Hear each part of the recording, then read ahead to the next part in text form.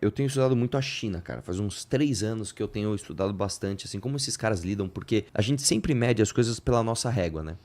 E os povos orientais, principalmente Índia, China, Rússia, eles são povos que eles não dão tanto valor ao que a gente considera fundamental, que é a tal da liberdade e a tal da escolha individual. Eles não têm muito esse negócio, tipo, eu vou escolher por mim. Não, não, não. Eu tenho que escolher o que vai honrar minha família. E a minha família vai escolher o que vai honrar o meu país. É uma coisa muito mais ligada ao coletivo, não de uma forma comunista, mas de uma forma assim, eu penso muito mais no meu papel para esta sociedade do que no meu papel individual no mundo. Esse tipo de coisa leva a que governos tenham mais poder de decisão sobre as escolhas individuais das pessoas. Você falou desse negócio da juventude perdida. E existe um dilema moral aqui, né? Porque lá na China, o governo, ele controla o que você vai acessar. Então, se você é uma criança de 12 anos, você não vai ficar no TikTok 8 horas por dia vendo menina rebolando. Você não vai ver, cara. Você vai entrar na rede que eles permitem, no horário que eles permitem, e você vai ver uma cota mínima de coisas que eles querem que você veja. Até o TikTok deles é diferente, né? O algoritmo como é que É a mesma empresa, é um nome chinês lá. É a a mesma empresa, é o ByteDance. mesmo logo. Aham. Não,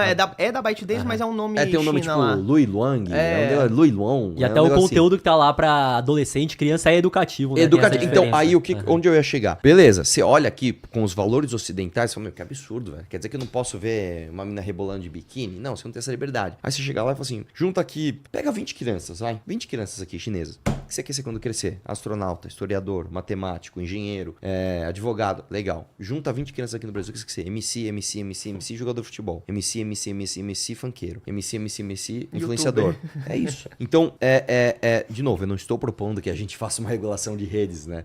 Pra que a gente tenha cota do que assistir. Mas em termos de... Você entende que em termos de imaginação de sociedade, em termos de imaginação de identidade de povo que você vai ser, os caras estão na nossa frente, né? Nós estamos perdidos em relação a isso, né? E eles estão explorando essa nossa perdição. Aqui o TikTok... Meu irmão, taca ali TikTok nesses ocidentais. Então, eu acho que a gente tem um problema. Por isso que eu tô falando, cara. A criminalidade, quando você deriva pra um moleque de 12 anos, que você pergunta pra ele, o que você quer ser? Eu quero ser MC. E qual a música que você curte? É uma música exaltando um bandido? Esse cara não tem a menor ideia do que é a história do país dele, de quem foi o avô dele, de que o avô dele construiu, de quais são os valores que ele vai passar pro filho. Então, nós temos um problema complexo aqui no Brasil, que não dá pra vir aqui com um discurso raso de só aumentar a pena. Não é isso. Mas a gente precisa chamar atenção, e a atenção tem que ser chamada no sentido, prendeu, matou. Porra, a história é essa, prendeu, matou. Então vem cá que eu vou te contar.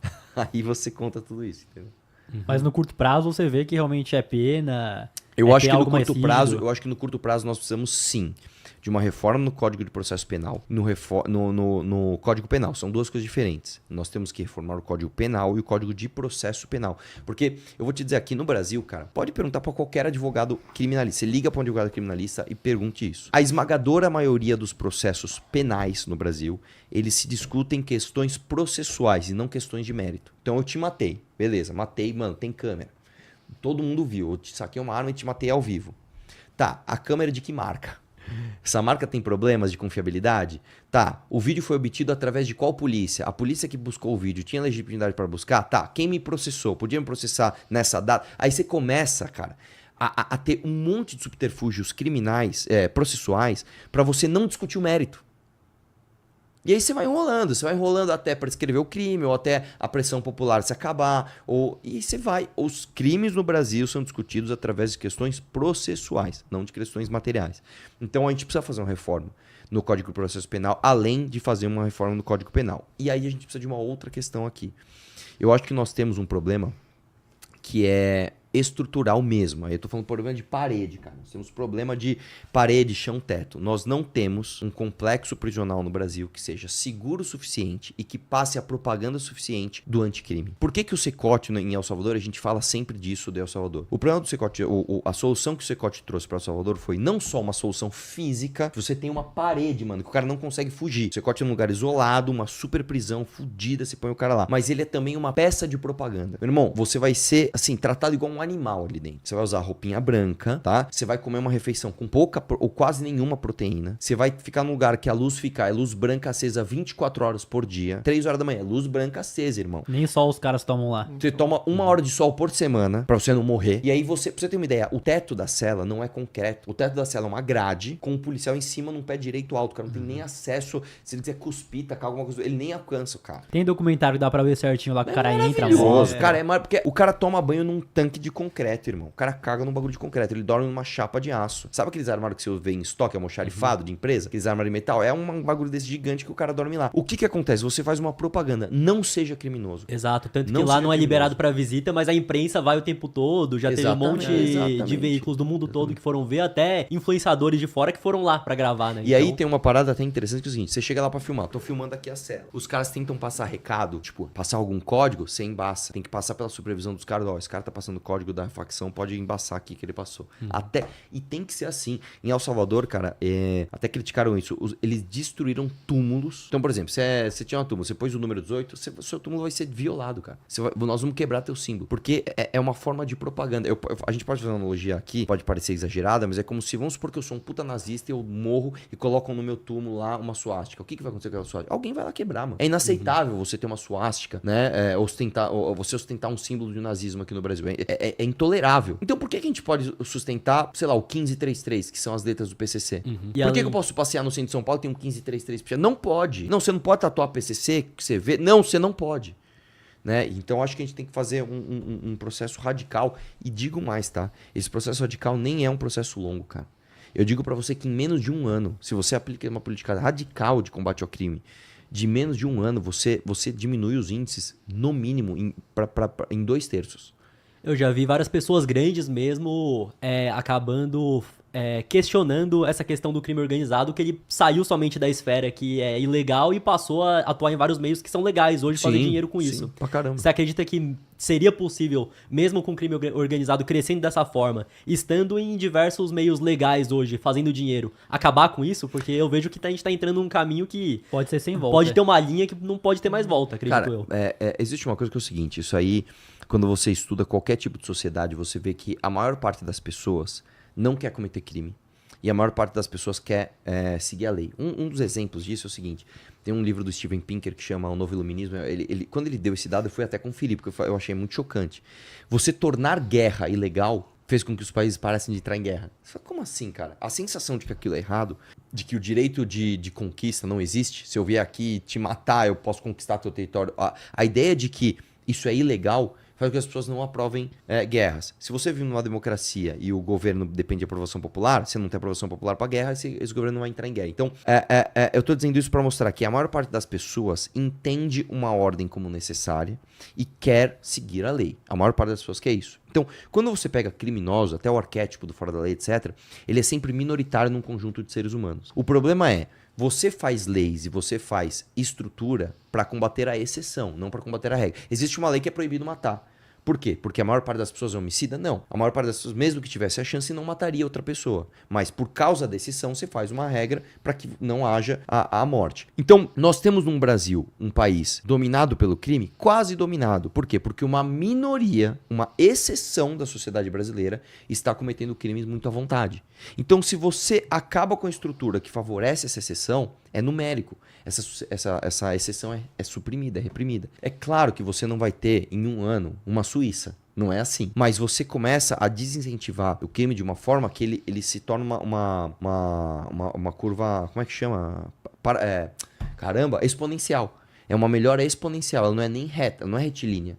Não é amanhã tem menos 10% de crime, depois menos 10%. Não.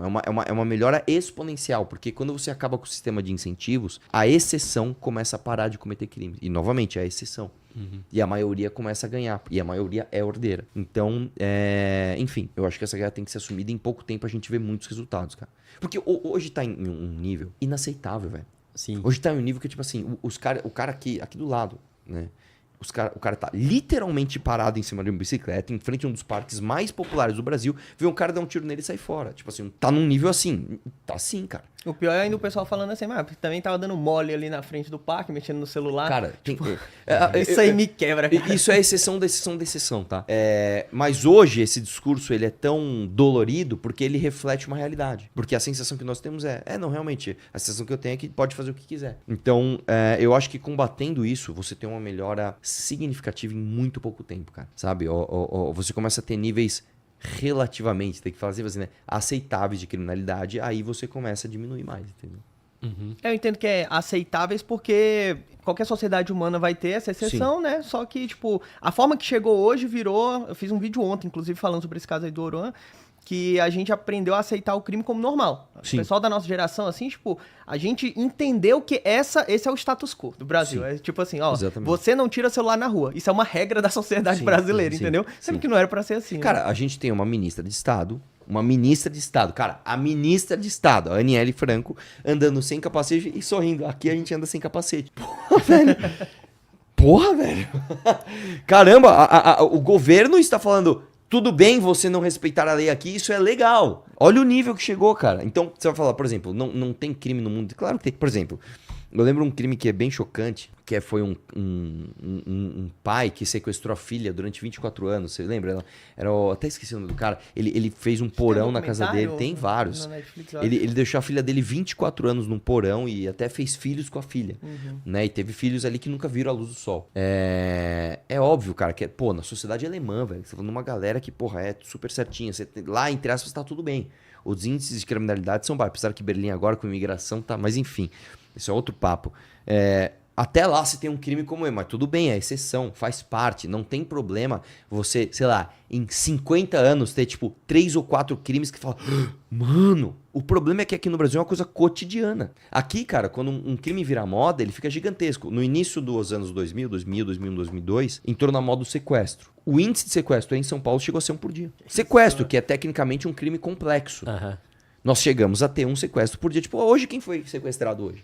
Caralho, meu. Né? Então, você fala, pô, cara, você vai ter uma sociedade que não vai ter nunca um sequestro? Claro que você vai ter, desde que estejam em níveis aceitáveis. E eu vou dizer, cara, aqui no Brasil, mesmo com essa situação, em alguns lugares você tem algumas ilhas de ordem. Por exemplo, Florianópolis, por incrível que pareça, Florianópolis está com problema de morador de rua, vandalismo, etc. Florianópolis, por exemplo, latrocínio hoje não é um problema endêmico.